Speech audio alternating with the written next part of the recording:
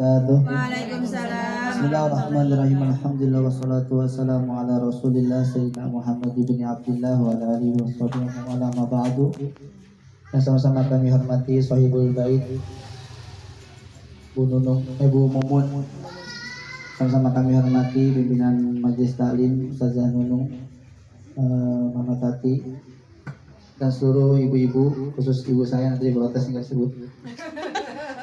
Dan ibu-ibu semua, Bunda Iba, ibu-ibu yang lain, mohon maaf namanya tidak bisa disebutkan satu persatu, namun tidak mengurangi rasa mahabbah kami. Waktu tinggal 14 menit dan 19.46, selesai jam 20 pas. Nah, ini saya akan baca kitab, nama kitabnya Syajaratul Ma'arif wal Ahwali Waswalil Aqwal wal A'mal. Ini kitab karangan Sultanul Ulama, pimpinannya atau imamnya para ulama. Sultanul Aulia Syekh saya Abdul Qadir Al-Jailani, itu pimpinannya para wali. Kalau pimpinannya ulama namanya Syekh Izzuddin bin Abdissalam bin Hassa As-Sulami. Yang belum ada tuh Sultanul Juhalaru, pimpinannya orang-orang goblok, itu belum ada yang daftar dan belum ada yang terpilih karena terlalu banyak. Tapi kalau Sultan Ulama sudah terpilih, namanya Syekh Izzuddin bin Abdissalam. Namanya pimpinan para ulama, pasti pikirannya sederhana tapi luar biasa. Ini akan saya bacakan beberapa. Ini ada 397 halaman. Mungkin kalau hatam 19 tahun baru hatam, karena ngajinya kan 2 minggu sekali. Tapi kalau baca sendiri ya 1 hari hatam, yang penting bisa bahasa Arab. Bismillahirrahmanirrahim. Faslun fil musara'ati ilal khairat. Fasal di dalam bersegera menuju kebaikan. Itu subjudul isian atau mubalik ceramah. Fasal di dalam bersegera menuju kebaikan. Beliau mencontohkan ayat Qur'annya, innahum kanu yusari'una fil khairat. Orang-orang mukmin itu ciri-cirinya yusari'una fil khairat, bersegera menuju kebaikan. Atau ayat yang lain, wasari'u ila maghfiratin mir rabbikum, bersegera memohon ampun terhadap atau kepada Allah Subhanahu wa taala. Dosanya orang utang ya bayar. Berarti wasari'u ila lunasil utang, bersegera di dalam melunasi utang. Atau macam-macam. Dan di sini dicontohkan oleh Rasulullah Shallallahu Alaihi Wasallam. Wasu ila Rasulullah ditanya, ayul akmal afdal, apa amal paling utama? Rasul jawab, as-sholatu li awwali waqtiha, sholat pada awal waktu. Tapi yang buat saya aneh, beberapa pesantren-pesantren di Jawa itu sholat asar jam 4:30, jam 5 itu baru azan. Jadi kalau kita yang nggak biasa di sini azan jam 3 udah azan. Nanti kalau ke Jawa di pondok saya tuh lurus lagi Pacul Goang namanya, itu azan jam 5 sore bu. Azan saya bilang ini orang igol ya. Azan asar. Baru mau tidur kali ini. Ternyata memang ada beberapa pesantren yang sholat justru bukan li awali waktiha, tapi li akhiri waktiha, di akhir waktu. Itu dua-duanya. Kita sebagai orang awam nggak boleh sotoy.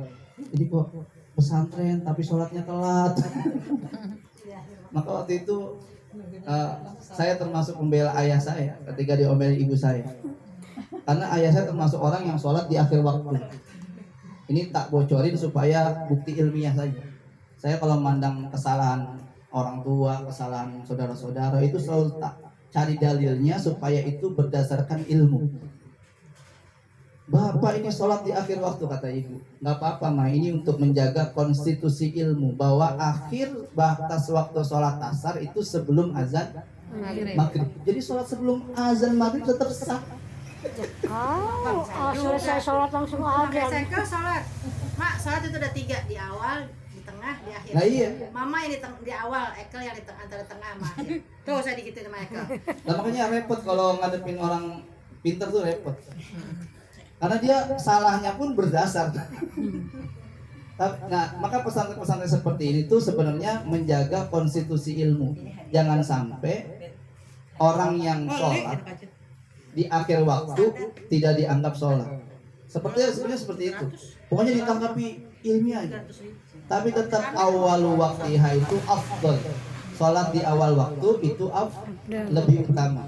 Tapi ada orang yang sholat, ada ulama, ada pesantren yang sholatnya di akhir waktu, itu bukan semata-mata melalaikan ibadah, tapi menjaga konstitusi ilmu. Bahwasanya akhir batas waktu sholat asar itu sebelum azan maghrib. Jadi sholat sebelum azan maghrib tetap sah. Boleh. Boleh. Kadang kalau terpaksa juga gitu sih. Kalau Isa gimana? Kalau begitu iya. Kalau Isa yang penting belum subuh. Nah, soalnya Mama kalau mau tahajud tuh kadang-kadang biar bangun gitu. Sekalian. Tiduran. Sekalian aja. Nggak apa-apa. Pokoknya kalau saya ngaji di sini tuh saya saya jarang bicara afdol, utama-utama. Tapi ya secara hukum aja. Jangan sampai kita menyalahkan orang yang masih dalam batasan hukum. Sholat kok akhir waktu, yang penting sholat.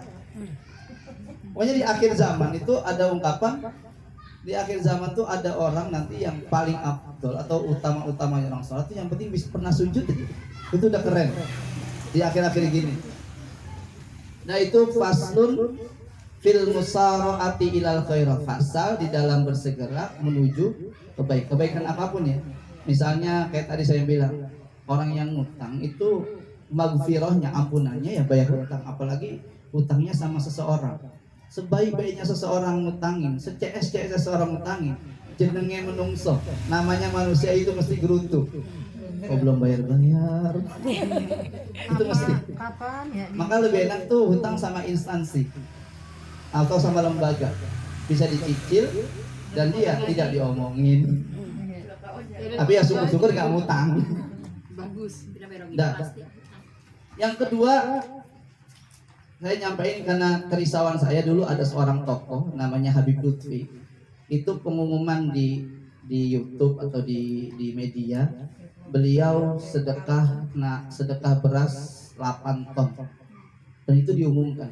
Pasti kalau orang yang masih kelasnya amatir bilang gini, tokoh tapi sedekah diumumin. Pengen ria itu mah. Ya gitu. Ini seorang lagi sodako 1 juta diumumin di masjid. Alhamdulillah haji ini sodako 1 juta. Nah ini boleh pamer boleh, sembunyi juga boleh. Nah, ini tak kasih ilmunya. Jadi ibu mau pamer monggo, nggak pamer juga monggo. Pokoknya hidup tuh jadinya enak. Pamer ya monggo, nggak pamer ya monggo. Bismillahirrahmanirrahim. Faslun. Ini faslun fi idharil infak ma'al ikhlas. Fasal di dalam menampakkan sedekah ma'al ikhlas dengan syarat ikhlas. Ayatnya qul li ibadiyalladzina amanu yuqimus sholata wa yunfiqu mimma razaqnahum sirran wa alaniyah.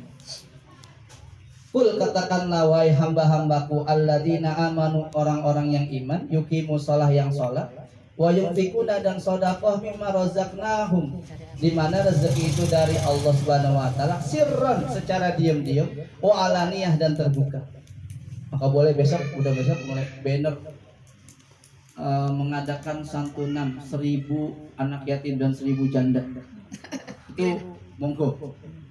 Karena udah tahu ilmunya, fasal di dalam menampakkan sedekah beserta dengan ikhlas.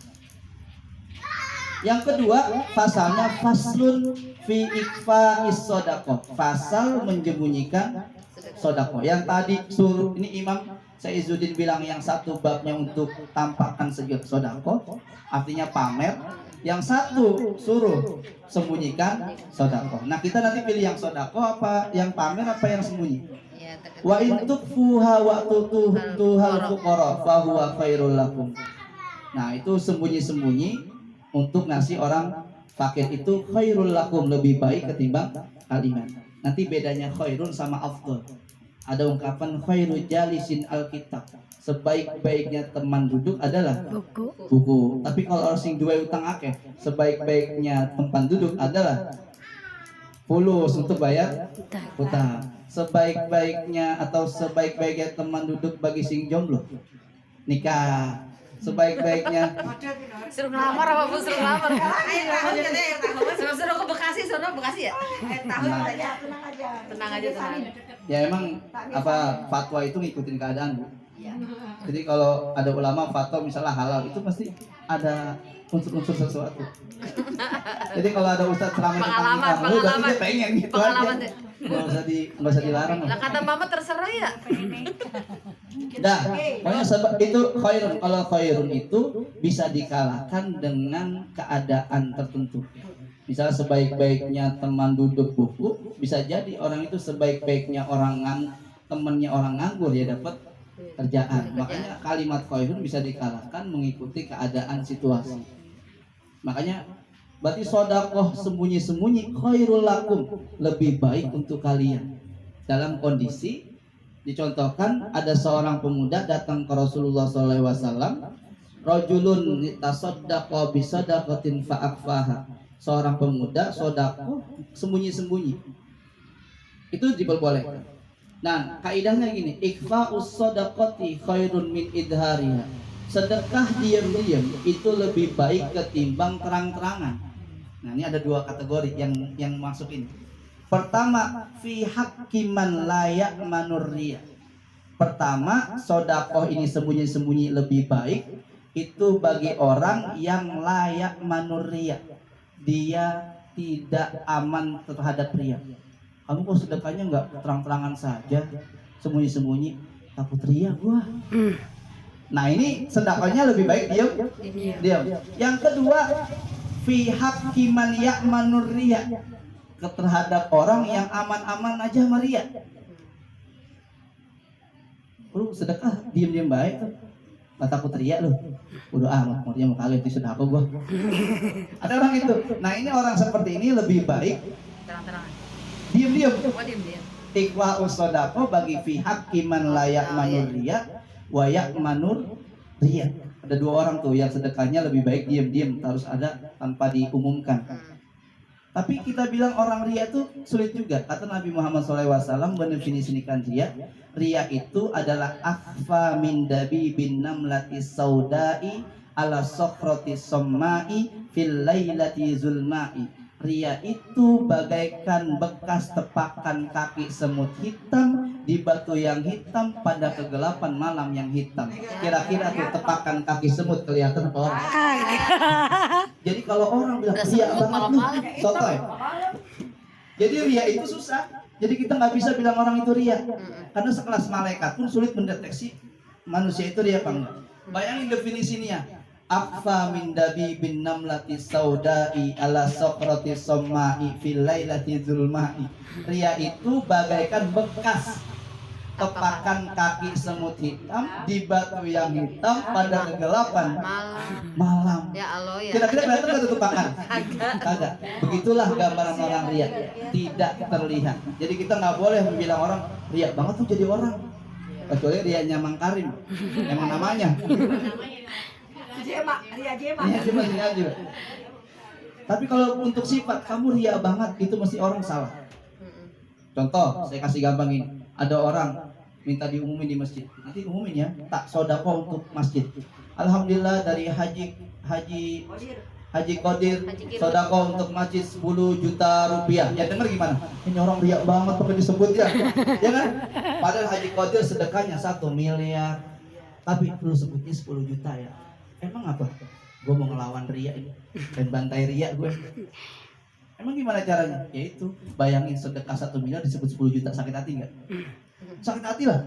Bisa sedekah 1 miliar disebutnya 10 juta, kan melas tuh yang. Lu kan 1 miliar, lu 10 juta itu 0,01%. Nah makanya orang bilang ria banget tuh, itu mesti salah. Karena tadi definisi ria tuh, yang mulai sejak sekarang nggak boleh bilang orang itu ria, karena nggak mungkin ketahuan. Malaikat aja kebingungan sama orang ria. Itu yang pertama, orang yang baiknya sodakohnya diam-diam. Walakin akan tetapi law adharo akan iktadabih fal idharu afdalu. Akan tetapi ketika ada seseorang tokoh itu dia sodakohnya terang-terangan dengan harapan banyak orang yang ngikutin jejaknya, fahuwa afdal, maka itu yang lebih utama. Jadi saya baru paham ternyata Habib Lutfi itu sebagai tokoh nasional itu diumumkan sedekah 8 ton beras untuk warga Pekalongan yang terkena COVID. Itu harapannya supaya orang banyak yang ngikutin juga bantu orang yang kesusahan. Maka menampakkan, memamerkan, memaklumatkan sodakoh dengan harapan orang pada ngikut sodakoh itu malah lebih kayak tadi pengumuman tuh. Nanti yang tiap minggu bawa duit 5.000 ya. Itu justru lebih afdal ketimbang ini tak kasih bocoran. Jadi nanti mau sodakoh ngundang yatim pamer monggo, diam-diam juga monggo. Kalau harapannya orang banyak yang ikut itu lebih afdal. Assalamualaikum warahmatullahi wabarakatuh.